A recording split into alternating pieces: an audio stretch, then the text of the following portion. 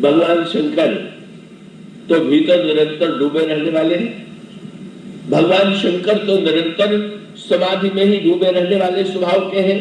स्वभाव के इसका अभिप्राय है शंकर जी को आनंद के लिए किसी बाह्य वस्तु की अपेक्षा नहीं है, अपने स्वरूपानंद में ही शंकर जी निरंतर निमग्न है।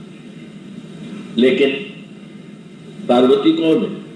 पिछले बार गंगा की कथा चली थी। जैसे गंगा को बाहर ले आते हैं भगीरथ प्रयत्न पूर्वक, इसी प्रकार से पार्वती कौन? पार्वती और भगवान शंकर का विवाह हुआ, और भगवान शंकर जब तक विवाह नहीं किया था तब तक तो भीतर ही भीतर देखते थे, पर विवाह करने के बाद तो पति को पत्नी की ओर देखना ही होगा। इसका अभी उसके संकेत पर आपने ध्यान दिया होगा। जब शंकर जी विवाह नहीं कर रहे थे, आत्मानंद में डूबे हुए थे, आत्म समाधि में डूबे हुए थे, तब संसार में तारकासुर ने उसका दुरुपयोग किया। तारकासुर ने सारे संसार पर अधिकार कर लिया, और तारकासुर ने ब्रह्मा से एक वरदान पा लिया। तारकासुर ने ब्रह्मा से वरदान पा लिया कि शंकर जी के शरीर से जिस पुत्र का जन्म हो मैं उसी से मरूं। तो तारकासुर का तर्क क्या था? तारकासुर का तर्क यह था कि विवाह तो वो करता है जो बाहर सुख ढूंढता है, तो शंकर जी तो भीतर वाले सुख में डूबे हुए हैं, इसलिए न विवाह करेंगे, न बेटा होगा, न तो मैं मरूंगा। दैत्यों का गणित जो होता है वो बड़ा लंबा होता है, योजना। और उसका अभिप्राय कि दैत्य लोग ये सोचते हैं कि ये भले लोग भीतर ही डूबे रहे तो ही हमारा स्वार्थ सिद्ध होगा। ये जानते हैं बेचारे भले लोग बाहर कुछ भी करने में बड़ा डरते हैं, बोले कौन कीचड़ में फंसे, कौन गंदगी में फंसे, हटाओ इस चक्कर को, अपने भीतर आनंद में डूबे रहो। और तब बुरे लोग सोचते हैं तो बहुत बढ़िया है, अगर भले लोग भीतर डूबे रहेंगे तो हम मनमानी करने के लिए स्वतंत्र हो जाएंगे। और यही होता भी है। फिर बुरे लोग हर वस्तु पर अधिकार करके उसका मनमाना दुरुपयोग करते हैं। तो तारकासुर भी तो दैत्य वृत्ति का था।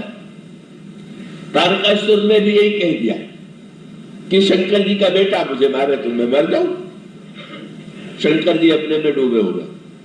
तब आवश्यकता है कि लोक कल्याण के लिए बाहर निकला जाए, वही संकेत सूत्र है। जब वक्ता अपने आनंद में डूबा हुआ है, शंकर जी के प्रसंग में आता है, शंकर जी जब ध्यान के आनंद में डूबे तो इतना आनंद आया कि वो तो उसी आनंद के अभ्यस्त है। बल्कि गोस्वामी जी ने तो ये कहा ना कि भगवान राम शंकर जी के सामने आ गए।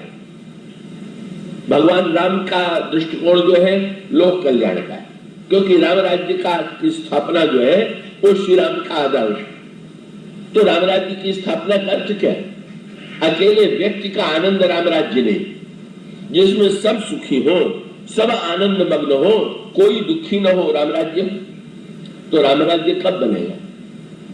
जब कोई व्यक्ति अपने भीतर के आनंद को बाहर नहीं बांटेगा, या भीतर से निकल करके बाहर नहीं आवेगा, और बाहर की समस्याओं की ओर दृष्टि नहीं डालेगा, तो अपने आनंद में चाहे जितना डूबा रहे, लेकिन संसार का के जीवों के लिए, संसार के जीवों का कोई लाभ उससे नहीं हो।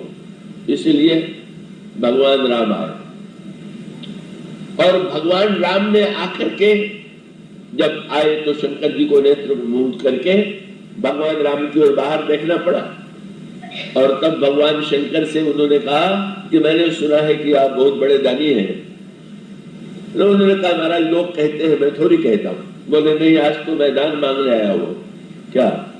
बोले अब विनती मम सुनहु शिव, जो मुंह पर निज नेहु, और जाई विवाह शैल जहि, यह मोहि मांगे दे। पार्वती से आप विवाह कर दीजिए। शंकर जी को बाहर से भीतर का, भीतर से बाहर कैसे निकाले, इसके लिए पार्वती की आवश्यकता। पार्वती जी जो है वही लोक कल्याण की। जैसे भगीरथ न होते तो गंगा जी ब्रह्मा के कमंडल में रह जाती, संसार के जीवों का गंगा का दर्शन न होता।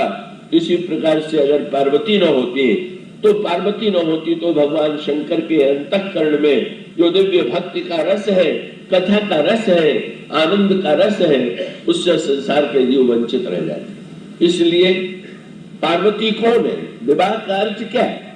कि शंकर जी को भीतर से बाहर लाने की चेष्टा। और तब विवाह हो गया। विवाह के आनंद के बहुत दिनों के बाद, क्या विवाह का रस लेने के पश्चात गोस्वामी जी ने फिर वर्णन किया उस दृश्य का। बस यहीं से बहुत बढ़िया प्रसंग प्रारंभ होता है।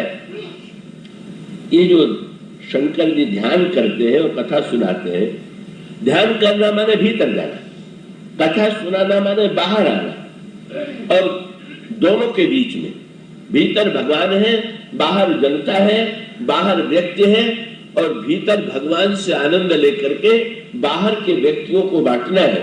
यही कथा का उद्देश्य। पर उसकी पृष्ठभूमि गोस्वामी जी ने प्रस्तुत किया, ध्यान कब होगा, ध्यान की भूमिका क्या है।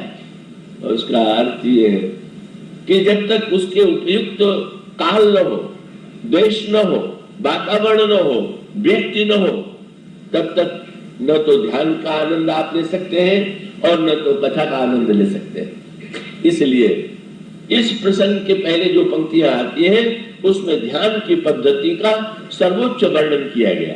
क्या गोस्वामी जी कहते हैं, परम रम्य गिरिवर कैलासु सदा जहां शिव उमा निवासु सिद्ध तपोधन जोगी जन सुर किन्नर गंधर्व बसहि कहा सुकृति सकल सेवहि शिव सुख कंद हरिहर विमुख धर्म रत नाही ते नर तहा सपने हो जाही ते ही गिरि पर बट बिटप विशाला नित नूतन सुंदर सब काला। कैलाश पर्वत बड़ा दिव्य है। संसार के सबसे ऊंचे शिखरों में कैलाश शिखर, कैलाश शिखर के ऊपर एक बट का वृक्ष है और उस बट वृक्ष की विशेषता यह है कि वो नित्य नूतन होता जाता है, पुराना नहीं पड़ता। और वो बट वृक्ष को देख करके गोस्वामी जी ने प्रारंभ किया। शंकर जी एक बार इधर उधर अपने आश्रम में, अंत में आश्रम को देखते हुए जब बट के पास पहुंचे तो गोस्वामी जी ने कहा, एक बार ते ही तरु प्रभु गयु और तरु विलो की उर अति सुख भयु। वृक्ष को देखते ही भगवान शंकर को दिव्य आनंद की अनुभूति हुई। ये हिमालय क्या है? हिमालय, यहां आप लोग मुंबई में बैठे हुए, तो याद रखिएगा, कथा कहने और सुनने का आनंद कब आएगा? जब हिमालय पर बैठे। चिंता न कीजिएगा, न भौतिक दृष्टि से वक्ता हिमालय पर है और न तो आप, पर आध्यात्मिक दृष्टि से जब तक आप हिमालय पर नहीं बैठेंगे। और हिमालय के जितने लक्षण हैं, क्या हिमालय अचल है। और उसका अभिप्राय है, कथा में यदि आप चंचल हैं तो आप हिमालय पर नहीं बैठे हुए हैं, अचल पर नहीं बैठे हुए हैं। हिमांचल का अभिप्राय है जब अडिग होकर के चंचलता छोड़ के बैठ गए। और साथ साथ हिमालय का दूसरा गुण है शीतलता। ठंडे रह की कथा सुनिए, बगल में श्रोताओं से ही लड़ाई न लड़ने लग जाइए। जरा सा छू गया कोई या जरा सी कोई बात हुई तो गर्मी आ गई। इसका अभिप्राय है शांत, शांत और अचल चित्त। ये पहला है हिमालय। और शांत और अचल चित्त के साथ साथ जब ये भगवान शंकर ये जो पंक्तियां पढ़ी गई हैं, जब ध्यान करते हैं, उनका उच्चारण करते हैं, तो वो बट वृक्ष की छाया देख करके बड़े प्रसन्न हुए, बहुत आनंद आया। हिमालय चाहिए और हिमालय के शिखर पर भी बट की आवश्यकता है।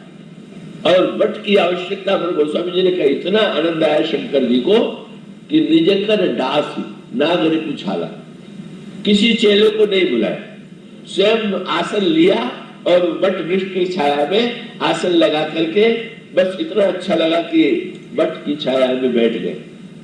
ये रामायण की बड़ी सांकेतिक भाषा है। वृक्ष क्या है? जड़ है कि चेतन? अगर भौतिक विज्ञान, भौतिक दृष्टि से देखें तो जड़, पर आध्यात्मिक दृष्टि से देखें तो रामायण में तो वृक्षों को प्रतीक बना करके अनेक संकेत किए गए। कालमुसुंडी जी जिस आश्रम में रहते हैं वहां 4 वृक्ष। भगवान राम चित्रकूट में जहां पर रहते हैं वहां 5 वृक्ष। भगवान शंकर जिस कैलाश पर्वत पर रहते हैं वो 1 वृक्ष है। 1 वृक्ष, 4 वृक्ष, 5 वृक्ष, ये क्या है? इन वृक्षों के का जब भी ये जो वृक्ष की छाया में भगवान शिव बैठे, आनंद की अनुभूति हुई, वृक्ष से उन्होंने प्रेरणा प्राप्त की और इसी वृक्ष के नीचे बैठ करके भगवान शंकर शांत भाव से आत्मानंद में डूबने वाले ही थे कि पार्वती जी सामने आ गए।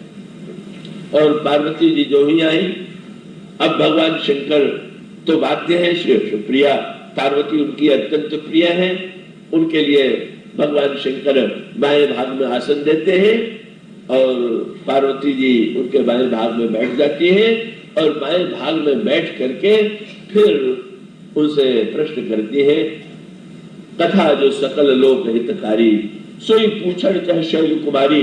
महाराज आप तो अपने आनंद में डूबे हुए हैं, पर संसार के जीव इस आनंद से वंचित है, इसलिए भगवान की कथा का उद्देश्य ही है कि आनंद का वितरण किया जाए। मैं वही कथा आपसे पूछना चाहती हूँ। भगवान शंकर ने सुना और इसी वट वृक्ष की छाया में बैठ करके उन्होंने पहले ध्यान किया। ध्यान करने के पश्चात फिर जैसे श्लोक आप कथा के प्रारंभ में सुनते हैं, भगवान शंकर ने ध्यान के साथ, ध्यान के बाद जो पंक्तियां पढ़ी वो पंक्तियां वही है जो अभी पढ़ी गई। झूठ है वो सत्य, जाहि बिनु जाने जिवे भुजंग बिनु रज पहचाने, जेहि जाने जग जाई हेराई, जागे यथा स्वप्न ब्रह्म जाई, बंदो बाल रूप सोई रामू, सब सिद्ध सुलभ जपत जिस नामू, मंगल भवन अमंगल हारी, द्रवौ सो दशरथ अजर बिहारी।